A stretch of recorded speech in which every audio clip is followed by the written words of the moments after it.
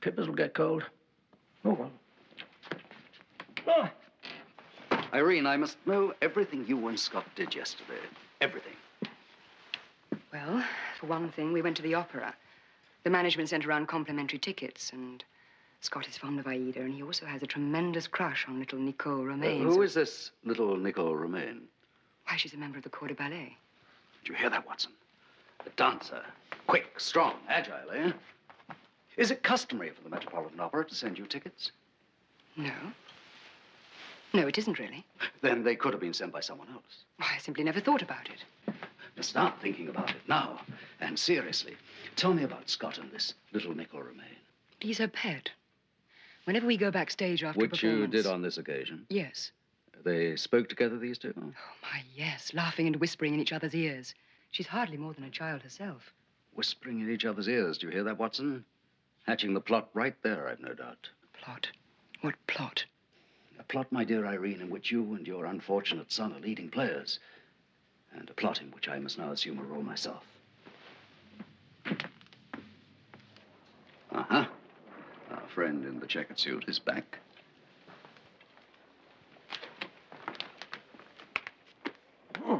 Chap doesn't even have a change of clothes. Bit penurious, this Moriarty fella, huh? Watson, it is vital that I leave this house unobserved. I dare say there's a back way out. The same thought will have occurred to Moriarty. No, you and I must appear to leave this house, thus drawing our friend out there away from here. Irene, I seem to remember on a not too distant occasion your remarkable impersonation of a young man. Do you think you could be equally deceptive in the guise of one not quite so young as that? I am not quite so young as that anymore either, Sherlock.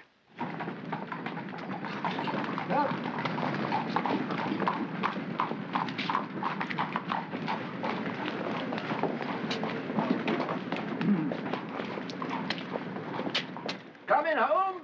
Right along, Watson. Right along.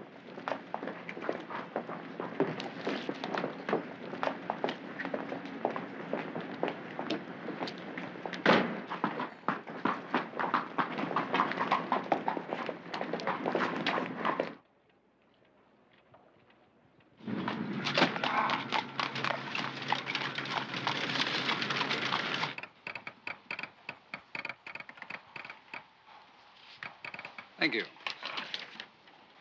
Excuse me, sir. The opera house is just across the street. If you I know I would much prefer it be delivered. Whatever you want. I'll send the boy right away.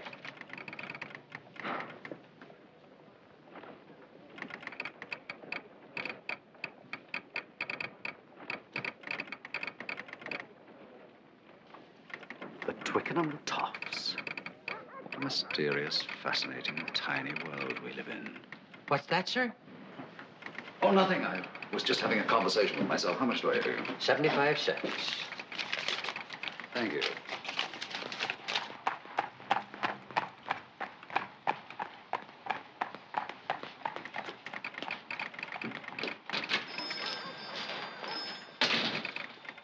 Sorry, mister. The lady's not there. How very odd. And it was marked urgent. Yes, sir. That's why they've given me the address of her hotel, so I can deliver it. Splendid, my dear chap. I shall take care of it myself. Now, you look like a lad who knows his way around this town. Where can I find a first-rate theatrical costume here?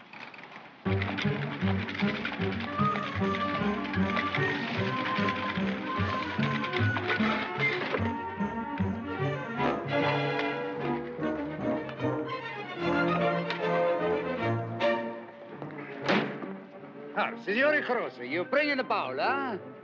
Va bene? E fai molta attenzione. Fa molto valore.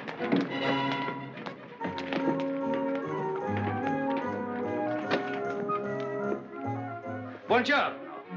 Qui presente il grande Bandini, direct from the Victoria Palace. Oh, Victoria Palace, eh?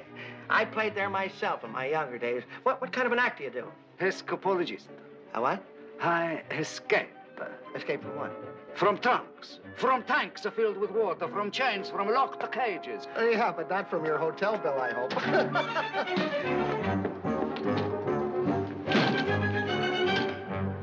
That'll be $1.50 plus 2 bits for carrying. $1.06 all told.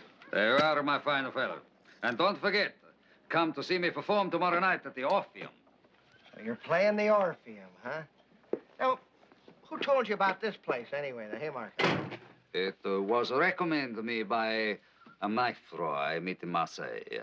A man si chiama Nicolas Romain. Nicholas Romaine? No, I don't seem to remember him.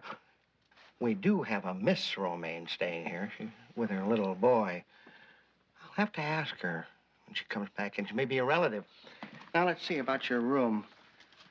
Yeah, I have a nice one on the second floor, number 17. That'll be 50 cents a day with breakfast. Would you care to register? The room, she's clean. The great Bandini does not share his bed with bugs.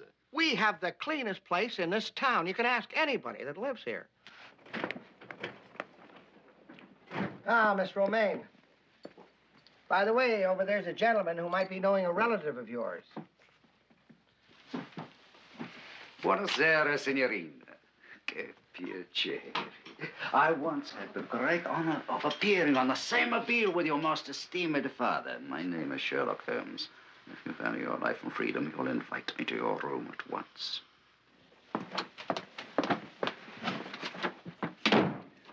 Where is the boy? Show him to me. How did you know? There's no time for that, mademoiselle.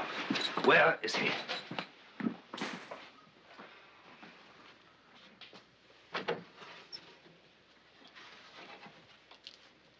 Scott.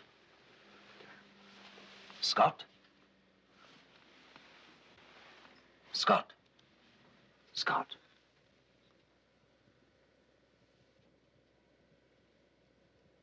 He's drugged. A few grains of laudanum, that is all, monsieur. And only when I must go out. I would not harm the boy. You have most assuredly harmed his mother. What brought you to take part in this outrage? I had no choice, monsieur. 3 days ago, a man came to me. Charles Nichols, a tumbler with the Twickenham toffs. Yes, I had the distinct honor of arresting his brother Bill in London a fortnight ago. The Twickenham toffs have long been a part of Moriarty's organization. And what did this Charles Nichols say to you? He said that unless I did as I was bidden, my brother Anatole in Paris would be murdered. I see. And what were your orders in addition to persuading young Scott to take part in a prank against his governess? I was to bring him here and then engage a room facing the street. Originally, my room was in the rear. Then I was to call the opera and say I was ill. Then, twice a day, I must inform Mr. Nichols that the boy is here and no one has inquired after him. Inform? In what way? Each day at 11 and again at 7, he comes across the street and watches. I walk to the window and open the curtain and nod. And that is all. Which means it's almost time for him to be there now. Mademoiselle, you have received Moriarty's instructions. Now you will hear mine. When Charles Nichols arrives, you will give him the proper signal as you've been told to do, and you will continue to do so twice a day until I relieve you of the responsibility. If you do as I say, you will emerge from this dismal matter unharmed, as will your brother. Fail me in any respect, and you will be held accountable for the death of Scott Adler. Dear. Yes, if I were French, I would have said the same thing myself. See, it is there. Well. Yes. Then give the proper signal.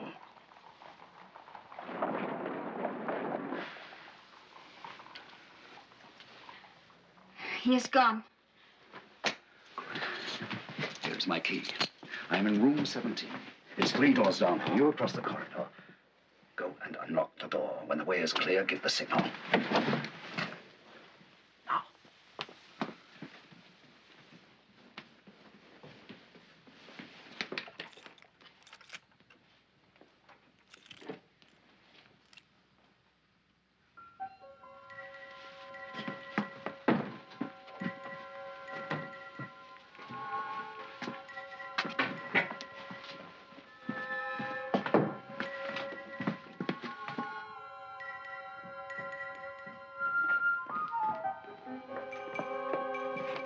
Back to your room, mademoiselle.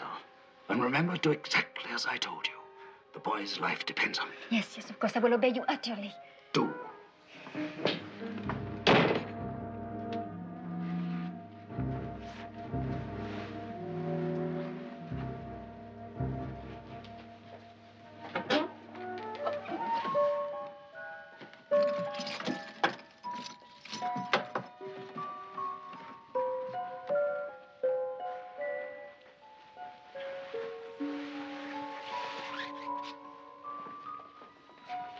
My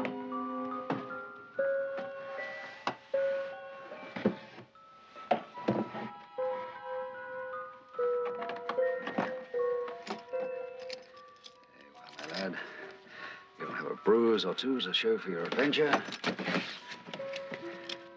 They'll soon disappear under your mother's kisses.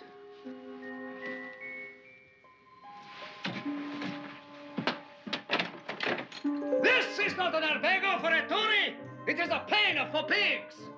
Prepare my bill at once and send someone up for my luggage. I will not share my room with the bugs.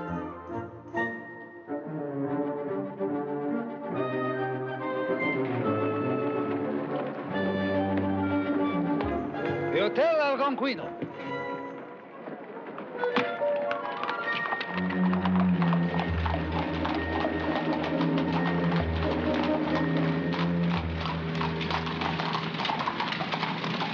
Oh.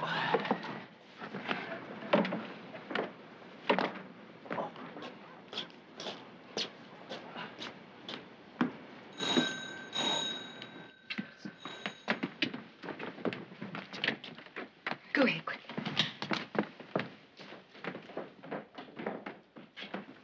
Mr. Holmes and Dr. Watson's luggage from the hotel.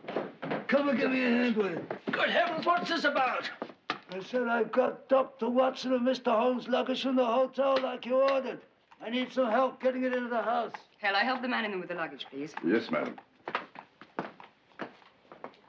What have they brought the luggage here for, anyway? I'm sure we'll find out very soon, Watson.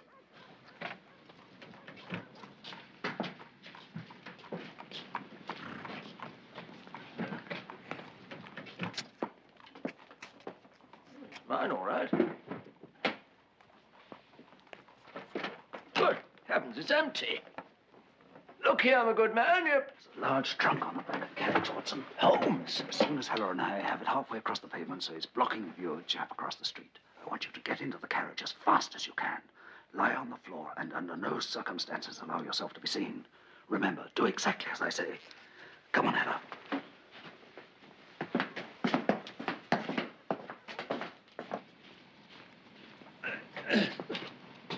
Careful, buddy, use two hands.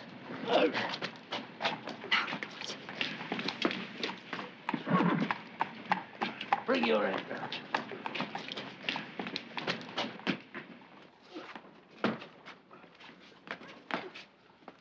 Close the door.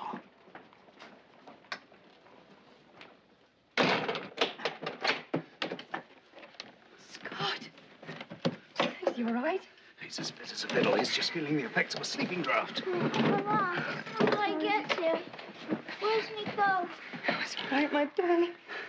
Irene, there's no time to explain. And under no circumstances must you leave this house or allow the lad to be seen. Until I give the word, matters still remain grave. Of course. Come on, Heller.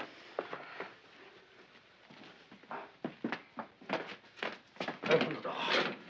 Here you are, my man. Here's something for your pains. Oh, thank you, sir. Thank you very much. Scott, my darling boy. Who was that man?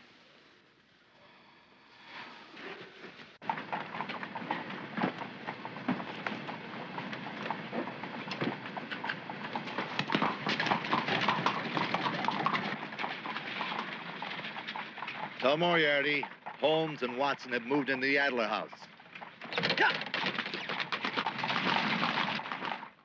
George, you're right, Holmes. Not a sign of anyone watching us. I assumed as much. We are not beaten yet, Watson. Not by a long chalk. What's our next move, Holmes? Oh, what time is it? Never mind. Almost 10. I have not dined, lunched, and if my memory is correct, we didn't even breakfast. I suggest we make up for that lapse in the Algonquin's most excellent restaurant. And after that, we can look up Inspector Lafferty as soon as possible. Yeah, here. All I've had today was tea at Miss Adler's after our cab ride. Holmes, over here, tea comes in pouches.